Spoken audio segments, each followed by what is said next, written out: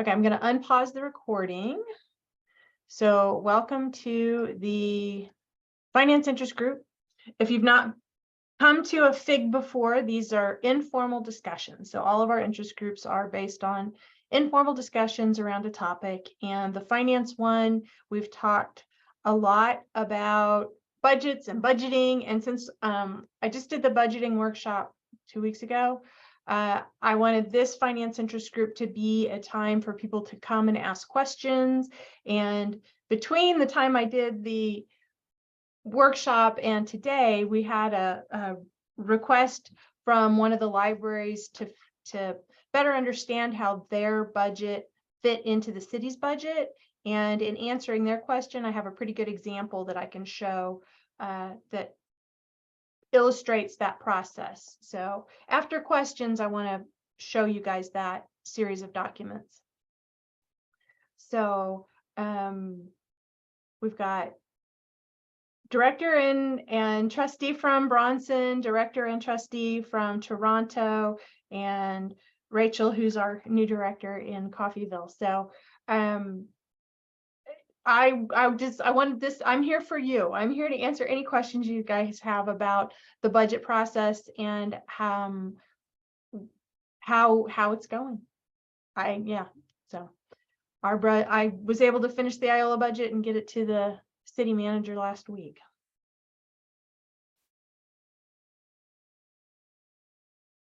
Jump right in. Who wants to go first?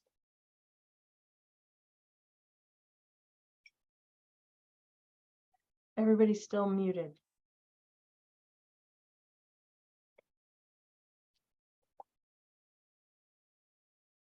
You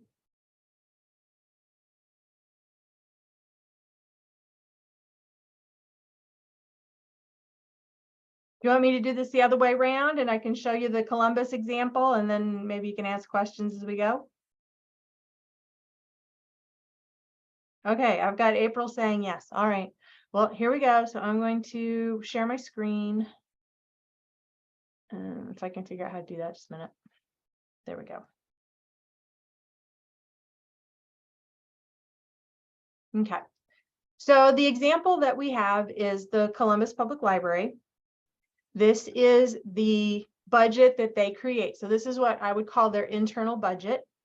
And you can see at the top, they have the estimates of revenues that they're going to need. So from the city of Columbus, they had it as ad valorem tax, but that's actually all the different taxes that they're going to need. So they've discovered, we're getting $500 from the state of Kansas. We anticipate getting $12,000 for our allocation, an additional $3,000 in other grants, and then $4,000 in donations, fines, and copies. My guess would be that $4,000 is an average. I recommend looking at the average of the last 5 years.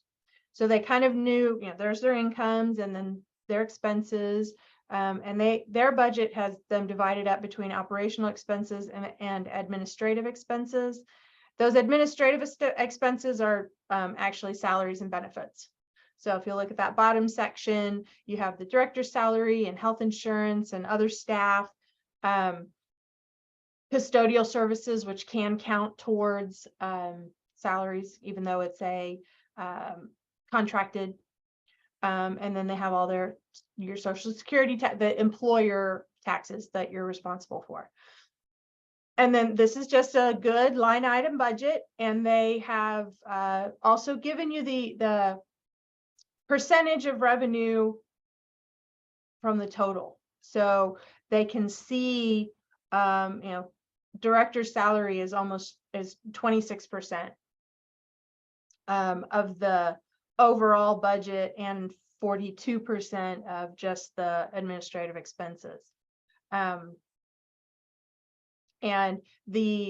I like that they put all the administrative expenses together because the state standard is for 65%, I think that's right, 65% of the total budget should be towards personnel. And hello, Jennifer. Hello, Gina. We're just going to go, I'm going to go over this sample using Columbus's budget to go through the whole process, and then people can ask questions as they come up. But but the state standard is for it to be 65%. They're at 62.07%. So could still improve on that.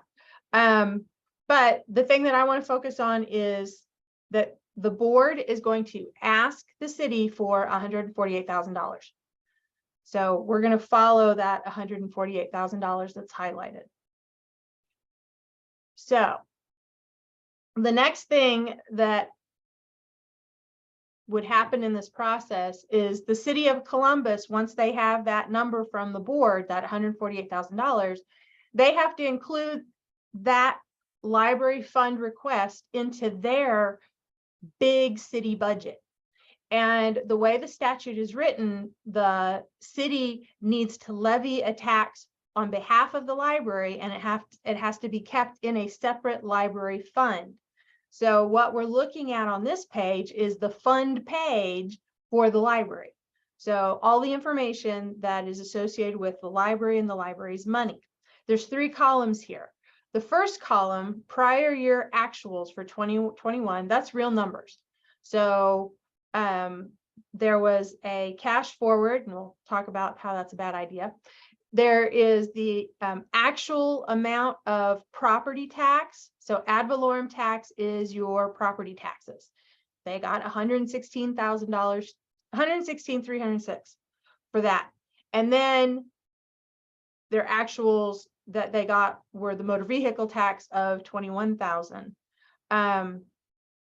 But you'll notice down in the second half, so right here, where it says appropriation to the library board, the city doesn't care how they're going to spend that money. The city just needs to know how much money they need to give to the library. So there's one line in their budget that says appropriation to library board, and it's going to hopefully match the receipts. So the total receipts, meaning the total taxes raised in 2021, was $137,000, and the appropriation was $137,000.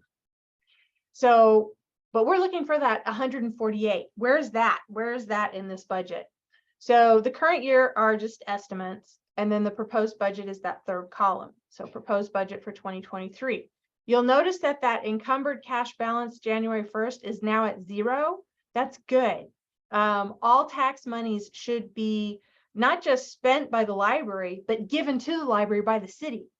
So the fact that they showed any kind of carryover is we'll call it an orange flag rather than a red flag, but it's something that we need to pay attention to. And this is why I very much encourage all of my libraries to go to the municipal services page to find the current year, find your county, find your taxing authority, so your city, your township, your district, and print this stuff out and make sure that you can read it. So I'm going to go back to column 3, proposed taxes. You'll notice the appropriation to the library board is $148,000. Yay, that's exactly what the board had asked for.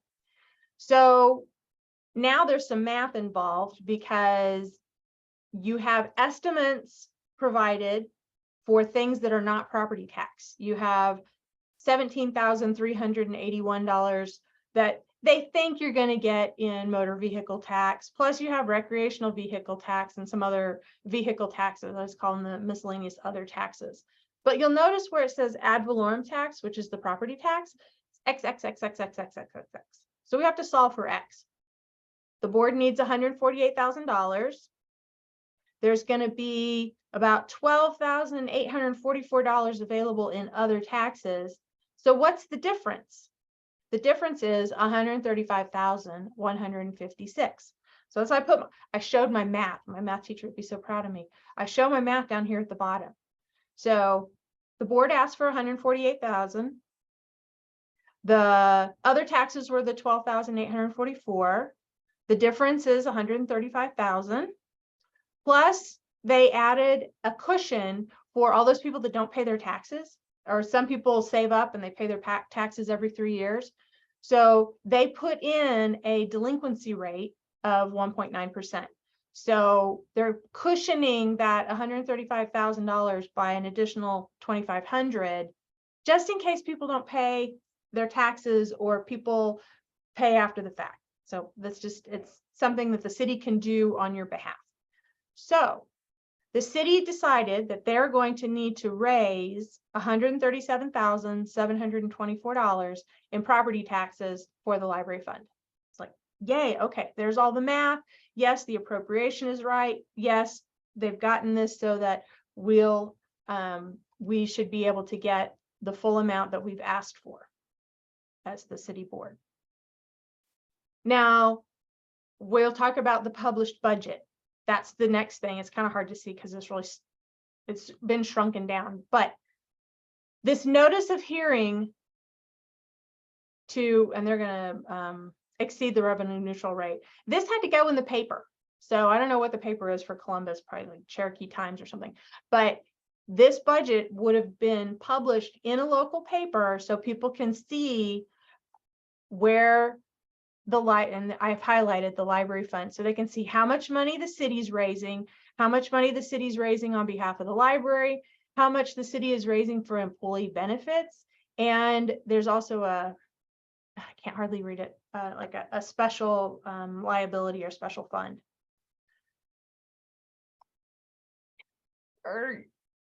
Can't hardly see it, but anyway, trust me when it says that they want to raise $148,000, and of that 148, the ad valorem that they're going to ask for is 137, and the tax rate required, the mill levy that they're going to the mill rate is going to be 6.153, and these are proposed. So when this thing is published in the summer, it's all based on estimates. We don't know what the final house valuations are going to be. So this is still subject to change. And you'll notice the next page then is the final. It's handwritten, and you'll get a copy of this, or you should get a copy of this from your city. The budget certificate is those final tax rates. So no longer those proposed assessed valuations. This is going to be your final tax bill. And you'll see that the library rate changed. Not that we could actually read it, but in the last page under the proposed certificate, the mill rate for the library was 6.153 mils. Well, it decreased to 6.087 mils. And why? Because the assessed valuations increased. Those two things are like on a seesaw. If the property values go up, the mill rate can go down, and you can still get the same amount of dollars that you would need. The problem is when property values go down or people move out and there's no new houses being built, and you still need, the amount of money that you need to get that money. You have fewer houses to tax, you have to increase that mill rate to get the same amount of dollars. So Columbus was in a good situation where the assessed valuation increased by $300,000. So the appropriation to the library stayed the same. They're still going to get their $148,000, but every individual household's portion of that went down a little bit. So that part's good. And then the other part of the budget workbook that the city does is this worksheet for state grant in aid. And for those of you that have been around a while, you're familiar with this and know that if you get state grant in aid, then you qualify for SEKLS allocation, which is also our grant in aid. Again, these numbers are based on estimates, and there are two tests that the state is looking at, and Alice Smith at the State Library is the one who reviews these. They're looking at what the current 2022 year should be bringing in for taxes, and they want the local taxing authority to provide you at least $1 more. So in this case of Columbus, their 2022 total taxes was estimated to be $136,000. Their proposed year, a little bit bloated, $155,340. That's a difference of $19,000. So absolutely, they're going to pass the first test. They're getting $1 more than they got last year. But you'll see if you go down to the second test, their assessed valuation went up and their levy rate then went down. Well, if the levy rate goes down, that's a failure of that test. With changes to the state law related to the revenue neutral rate, that second test is not nearly as meaningful as it used to be. So hopefully this state, and in fact, I know the state is working on ways to revamp how we do state grant and aid. But what matters is that the local financial effort, the amount of tax money that the community is putting towards the support of a local publicly funded library, is more than it was last year. And that's the most important piece of that. And then this is from the last year. Sorry, you got to look at it sideways a little bit. But if you look at their budget for last year, they had budgeted 139,465, but they didn't actually receive all of that. They only received 139,139. And again, we talked about delinquent taxes. That's that difference. So once you've created your budget, you've given your budget to your city, you've followed the process, followed along with them, look for that certificate and see if there's any anticipated going up or going down. And just know at the end of the year, you might get a little bit more than you were expecting, and you might get a little bit less than what you were expecting. Okay.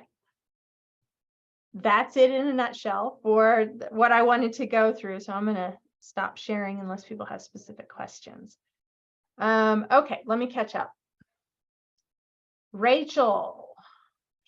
Look at the past 5 years to figure out what we spent on. Yes, great. And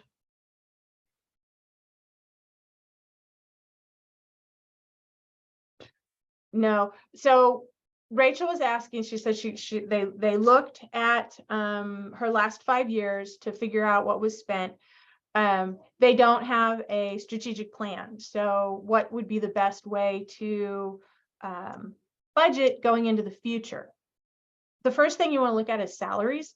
Look at your local cost of living, if there's a inflation rate, and consider also if your insurance rates are going up, and make sure that you accommodate those increases to maintain salaries and to hopefully give people, 3 to whatever percentage raises if possible. And then also definitely look and see how much do you normally spend on technology? How much do you normally spend on programming? During a building year, it's perfectly fine to maybe keep things fairly status quo.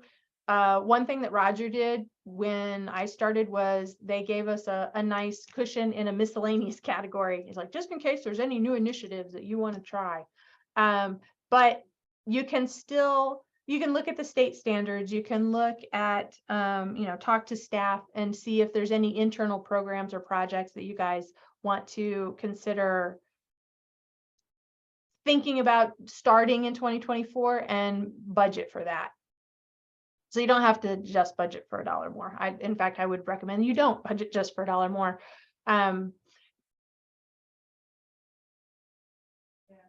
Look at your city's, talk to your city manager and see how the assessed valuations are going.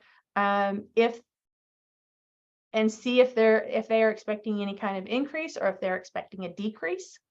If they're expecting a decrease in the assessed valuations in your area, or you've lost a lot of population, that puts you in a different situation. Unfortunately, that puts you in a more difficult one. Rachel, does that help?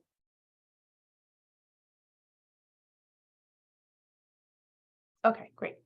Diana, you had a tax sale this year, so we may receive more delinquent tax. Oh, okay. That puts our bottom line expenditures, that may be more than the original budget, but we don't know until so it can't amend, right? Should the city hold that money until next year before it's distributed to the library?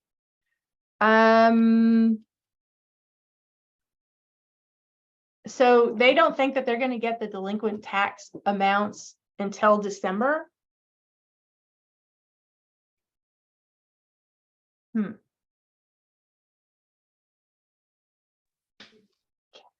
Should the city? We might get some, but we might not go over. And we won't know if we go over till the end of the year when we get the last little bit of taxes. Right. And this is for this year, for 2023? Yes. Okay. One thing that I would recommend is go and pull the city's budget and see what your spending authority is. So sometimes there's a difference. If they expected that delinquency rate to be a little bit higher, did they account for that on the library fund page to give you a little bit of cushion? Because they can't, that spending authority is the cap. So that's the total amount or the highest amount of tax dollars that you can spend. You can spend other things. You can always spend non-tax dollars. You can spend every penny of your tax money and should, and then spend allocation and state aid and other things. So we would need to pull your Bronson budget from the Bourbon County pages and see what they budgeted for you.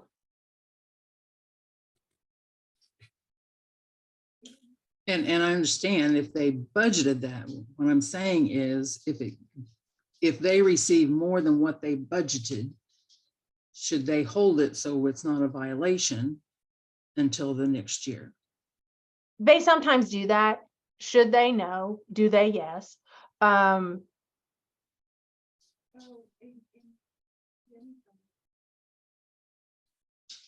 that's normally, so if everything is done right, the money that the check that you get, if you get a check from your taxing authority in December, it's motor vehicle tax. Because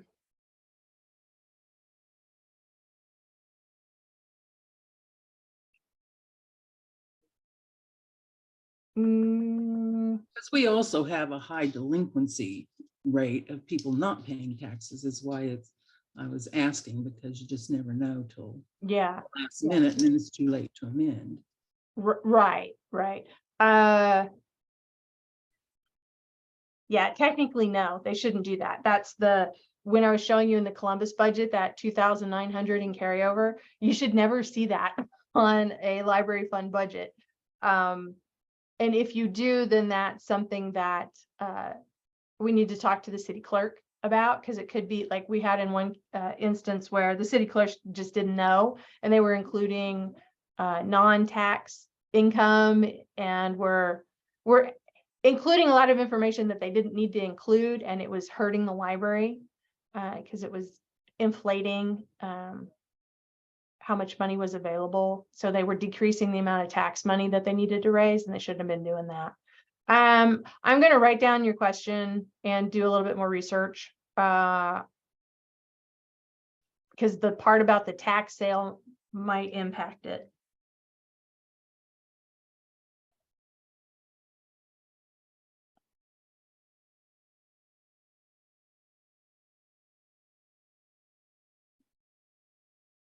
But you are correct. If you were to find out in September, the city comes and says, we're going to end up, or we could be getting an extra $10,000 in revenues, we need to republish the budget because we need to increase our spending authority by $10,000 so we can actually receive that money and spend it this year. Hopefully they don't get into the situation where they don't just make that determination until December, and like you said, it's too late. But up until November, they can still republish the budget. So I'm glad you guys are aware of it. That's awesome. And are you do you have pretty good, well, your city clerk offices are in your building, aren't they? They're next door. Next door, okay, that's what I thought. Okay.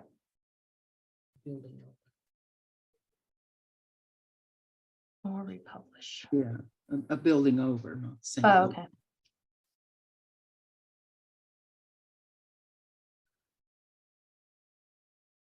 I'd say sometimes that's one of the nice things about small towns. It's not so intimidating to go next door and talk to somebody about your published budget. Gina, our board last night decided to go ahead and ask for 6.4 mils. Previous mill is 6.056. What would be our next step? So you're taking to them a mill request rather than a dollar amount request, because they're probably going to want a dollar amount.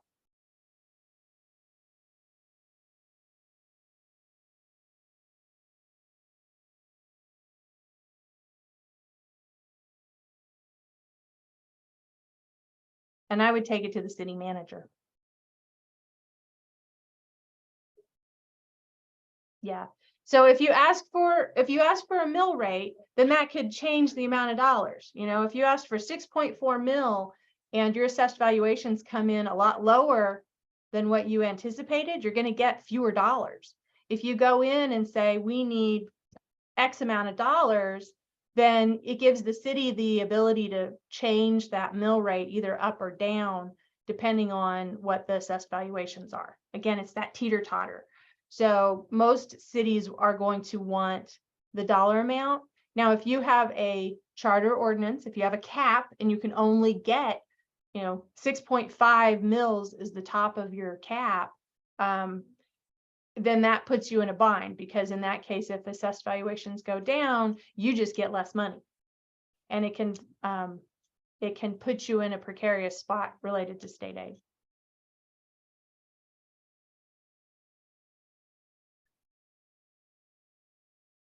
Your city clerk should know whether or not you have a cap, because they would have had to do a charter ordinance, and the process for a charter ordinance is to publish it in the paper, wait to see if anybody wants to contest it, and then it's passed into law. So hopefully your city clerk can help with that.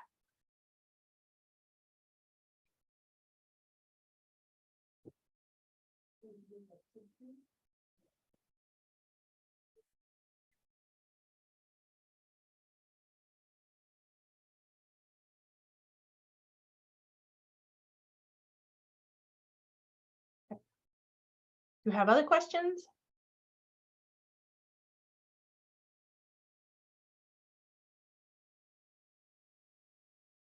Yeah, Jennifer?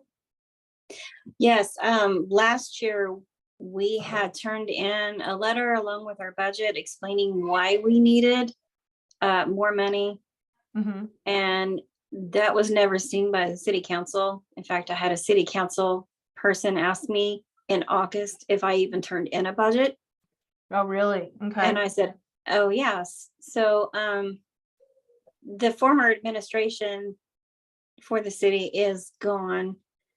And my board this year wants to, again, because we have a cap, they want us to do a PowerPoint and do a presentation to Mhm. explain our budget. Do you have any suggestions that we should do in this process? Well, I'm happy to report that Connie shared at Eureka, they were able to get their mill levy cap. Well, it's going to be in the process of getting it revoked and raised. But depending on what you've got going on in your city, a city has the opportunity to give you more money than the mill levy can provide. So if the city wants to take some, so yes, I would say definitely move forward with a presentation to spell out everything, all the value of the library, everything that you guys provide, why you're asking for more money, what you need to spend that on, if retaining staff, dealing with increases, inflation, things like that. And then see if they'll raise the amount of money that can be raised up to the cap, and then also do a secondary appropriation from the city's general fund to the library to maybe make up the difference. I think that's a really good idea. So you might want to reach out to Connie just to see what because she called me and we were talking about how to structure a persuasive argument, and what data maybe to pull. I'm a big believer in finding who your peers are, not just in Southeast Kansas, but across the state, using the state statistical database or the state statistical report, sorting it by population, see who else is sort of in the same boat as you, and see how you compare. And if you compare poorly to all of them, you can use that as part of your argument. If you compare favorably, then ignore that advice. And that's something we can help with as well. I always do a budget narrative. I think it's important. I think that just giving them that number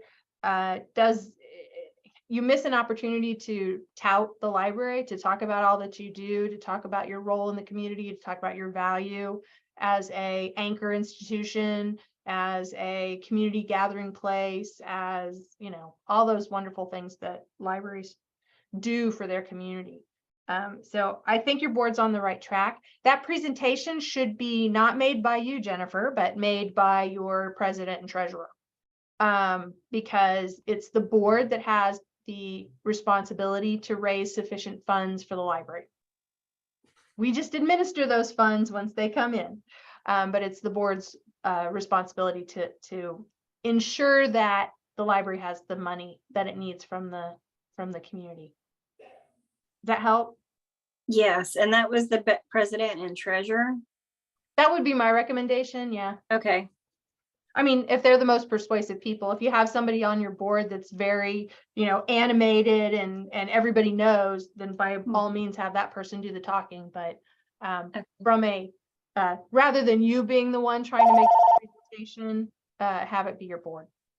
Yeah, I didn't want to be the one because I knew under pressure they'd ask me something and I wouldn't be able to answer it. Yeah. So we are working on a PowerPoint, and we're going to give also the slides To in them. advance, Mhm. so they can have that beforehand too. Well, and you know, the mayor, well, wait a minute, you're a city board or a township? I don't know. City. Your city. Okay. The mayor's on your board. So the mayor should be being carbon copied. So whatever you sent to the city administrator would copy it to your mayor. That I'm upset to hear that something that you sent to the city administrator never made it to his bosses or her bosses. That's kind of not good. Well, that was the city administrator at that point, and he is the one that also put the cap on us in 2016 with a simple ordinance instead of a charter. Then it's not valid. Yeah, so but I've never fought it. Oh, okay. I've never made a stink, I guess you could say. Mm-hmm. So Well, it's time though. but if they ask, you know, well, is there a cap on you? We go, well, there's a simple ordinance, but the law requires a charter ordinance. And that gives, I mean, that you're opening it up for the city council to go, oh, well, we can give you more money. Yeah. Okay. Well, I think it's good that you're going into it aware and prepared. So good luck. Thank you. Simple ordinance from 2016. And you're not alone with the simple ordinance. There's I've heard of others, and so across the state we've heard of others that's like, oh, well, it's not valid.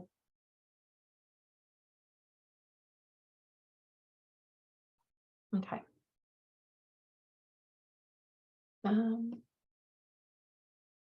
And April and I are here if you guys put together your you know, you've got your budget workbook or whatever, and you want us to take a look at it, we can do that.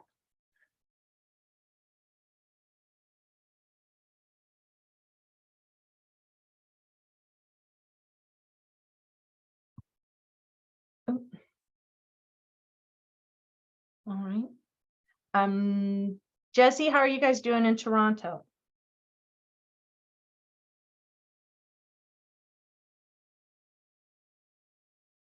You were the treasurer, so hopefully you've got a leg up on getting ready for that.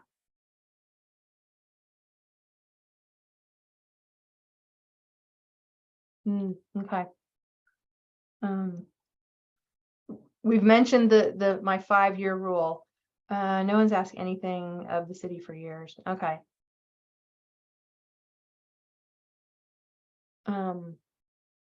So you're on the board if you, haven't been through a budget cycle. The sort of like I told Rachel, in this first year, consider this we're gonna fix everything year. Know that you can have a modest increase in your budget, or to show good faith, or whatever, to say, hey, this is going to be a rebuilding year. Looking at either what your cap is, or what that 5-year average has been in tax support from Toronto, and keep it around that. I think that once you guys have your sea legs, or once you're in you're positioned better to know what you need to know, because right now you're in the I don't know what I don't know phase. Once you guys have been through that full 1-year cycle, I think for next year, you definitely would be in a better position to say, well, we've been here, we need this, and this. We don't have these things, and here's the financial support that we need to make these changes, or to make these improvements to service. The other thing that we'll talk to you about when you come visit is the allocation and allocation beyond base. So that is a way for any library to increase the amount of grant support that they get from SEKLS, is by meeting certain achievement standards, or meeting certain criteria. So we can look and see traditionally how much allocation beyond base Toronto has gotten, and what would be necessary to improve that. Maybe you just need to change your opening hours, and that would get you an extra 5% beyond base. Or maybe there's just the trustees haven't been getting their trustee training, and that's worth 5%, things like that. So we can look at your allocation and see if there's ways to supplement or get some more money to Toronto while you guys get everything cleaned up, and know where you are with the city. I've been in a library where the relationship between the city and the library was really, really strained, and it took a couple of years to redevelop trust, and for the city to not look at us with the stink eye. And hopefully none of you guys are in that situation, but it can be done. And it's always easier to ask for more money from a position of strength than a position of positive, rather than the negative. So look at your income over the last 5 years, look at your expenses over the last 5 years, see what your average is. I do lots of equal sum average, or equal average, and what do I got from my spreadsheet for the last 5 years, because that's a pretty good indicator of what you're going to need.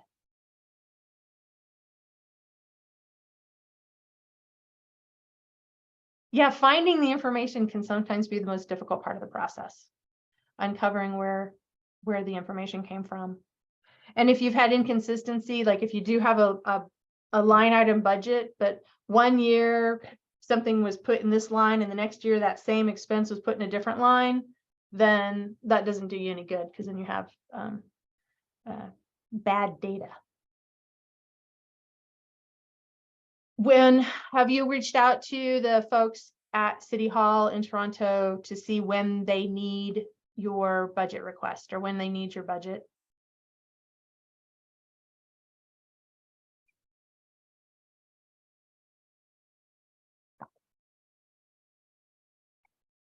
Usually they'll tell you now, but sometimes you can say, well, we're still working on it. What's the drop dead? And they'll say sometimes in June.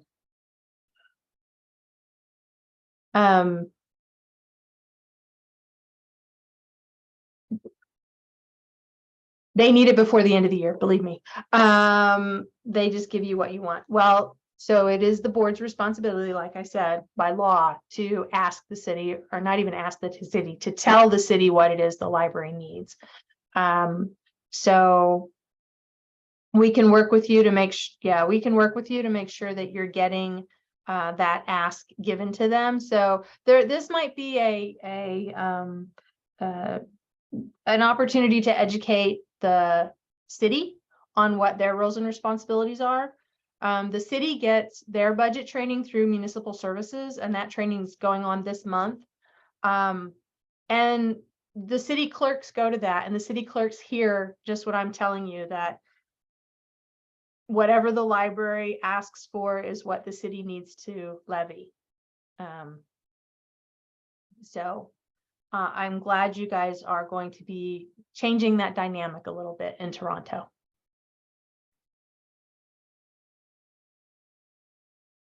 Yeah, good. I think it's good. You guys are going in the right direction. So, and we can let us know what we can do to help. Mhm.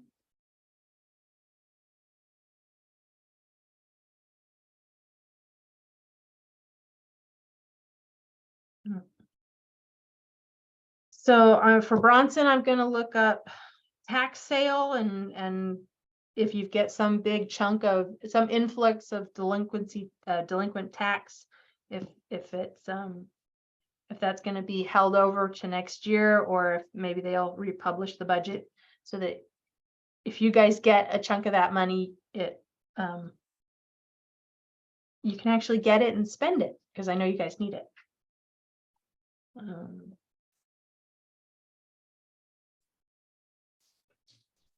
Sharon, Yeah.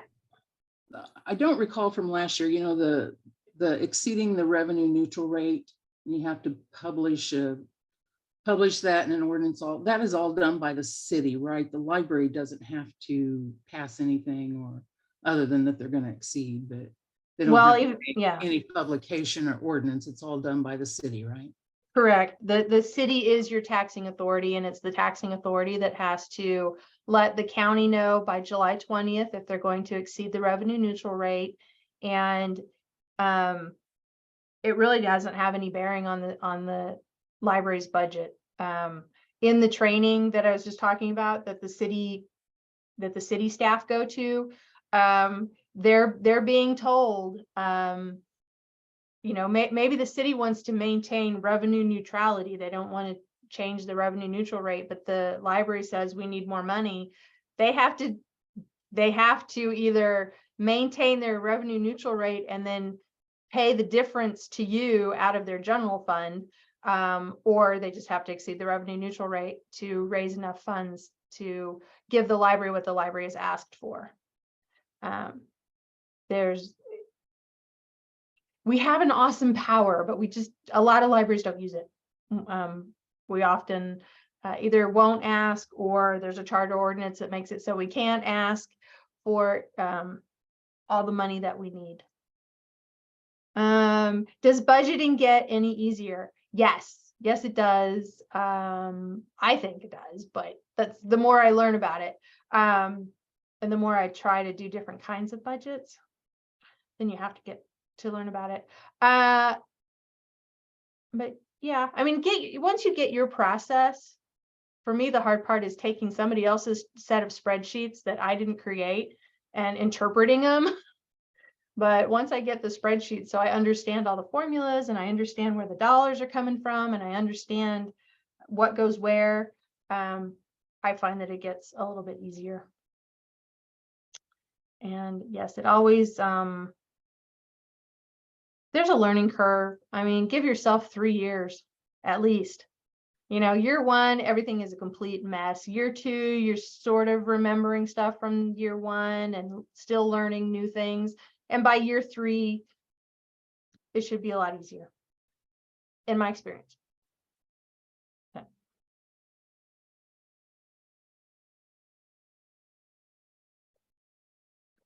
And I think what's helped me understand it, you can't teach what you don't understand. So find somebody that you can explain your budget to.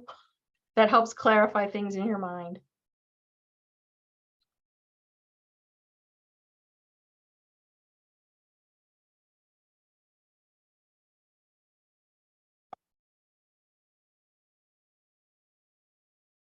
Any other questions?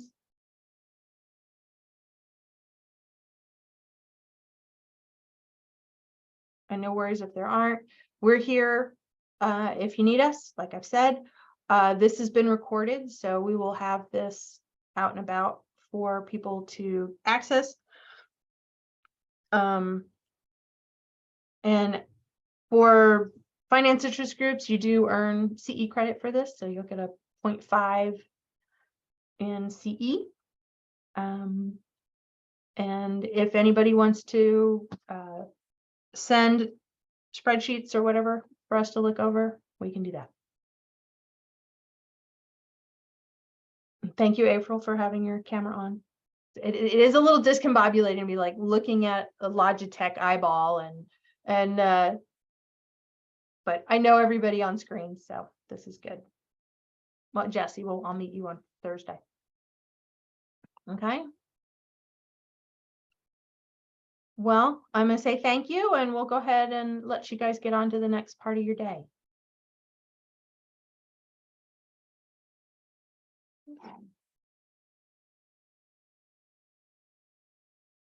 And stop.